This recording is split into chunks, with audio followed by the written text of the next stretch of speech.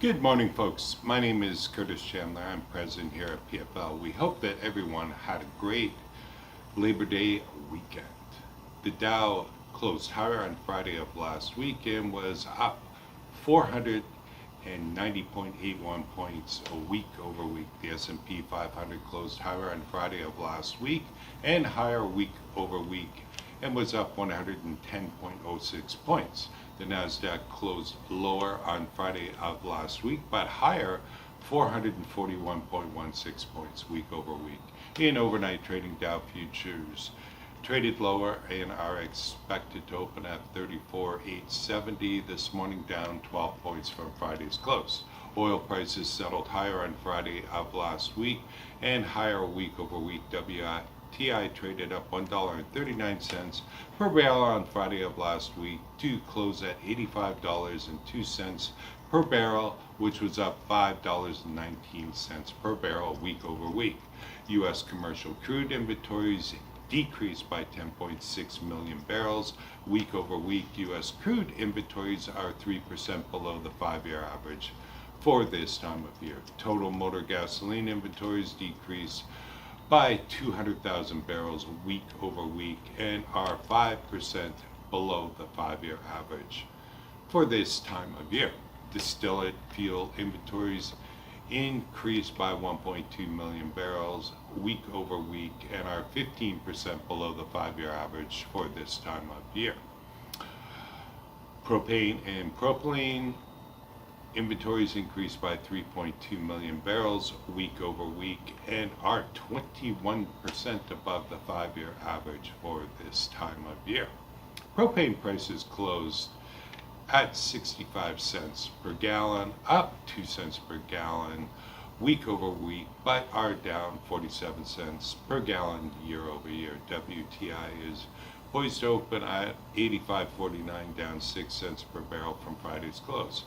Total North American weekly rail volumes were down a whopping 7.51% in week 34 compared to the same week last year. 9 of the AAR's 11 major traffic categories posted year-over-year decreases. The most significant decrease came from grain, which was down 20.79%. The most significant increase was from other, which was up 11.05%.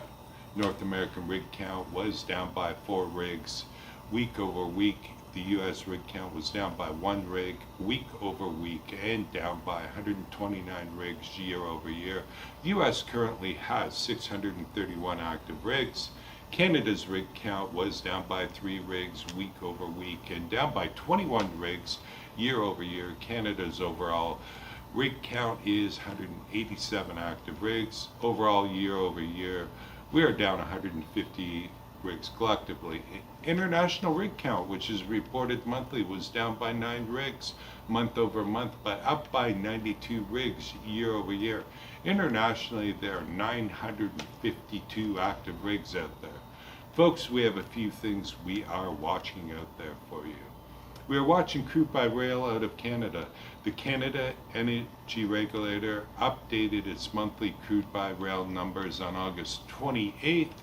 For June 2023, Canada exported 102,735 barrels per day, which was up by 23,988 barrels per day month over month, which is the largest showing since February of 2023, breaking a 4-month losing streak.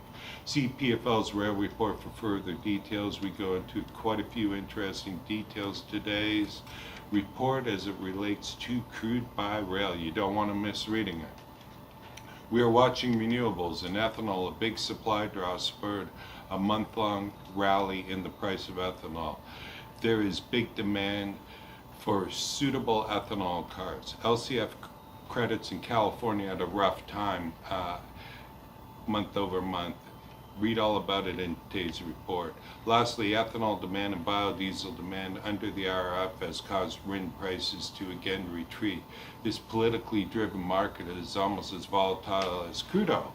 See PFL's rail report. We have some interesting facts as it relates to renewable instruments in today's report.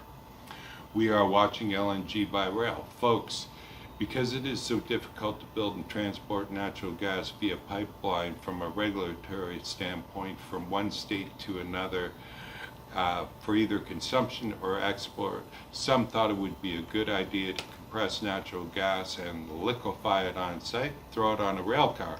While it may seem like a good idea on the surface, good for rail traffic, it's not the best idea.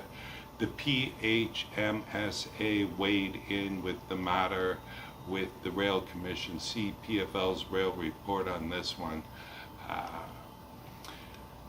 As it relates to PFL's rail report, please see it for an expansion of today's podcast. We go into a lot of different things, petroleum by rail cars. We of course have a lot of fancy detailed graphs, charts for your viewing pleasure. 15 of them today. Also in every latest rail report, what are the greatest available cars for sublease and lease. Call PFL today for all your rail car needs, including storage, leasing, subleasing, car leasing, repair, flaring, nitrogen, transloading services. Have a great week out there, folks, and it's going to be a short, long one, and please make sure you read today's report and give us whatever feedback you feel appropriate. Thanks, and have a great day.